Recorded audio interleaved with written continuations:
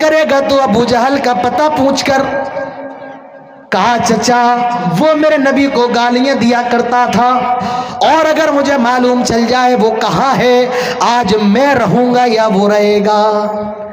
عبد الرحمن ابن عوف کہتے ہیں دوسری جانب سے ایک اور بچہ میرا دامن پکڑتا ہے اور وہ کہتا ہے مجھے بھی بتاؤ ابو جہل کون ہے، اگر آج وہ مجھے مل گیا تو میں رہوں گا یا وہ رہے گا۔ حضرت عبد الرحمن ابن عوف ابو جہل کی طرف اشارہ کرتے ہیں، یہ دونوں بچے ابو جہل پہ کود پڑتے ہیں اور چند ہی لمحوں میں ابو جہل کو موت کی نیند سنا دیتے ہیں، کام ختم کر دیتے ہیں۔ اور جب ابو جہل مارا جا رہا تھا تو وہ یہ کہہ رہا تھا ہائے افسوس میری پھوٹی قسمت، میں مارا جا رہا ہوں تو ان کسانوں کے ذریعے، ان چھوٹے چھوٹے بچوں کے ذریعے مارا جا رہا ہوں، ہائے میری پھوٹی قسمت۔ یہ نبی کے صحابہ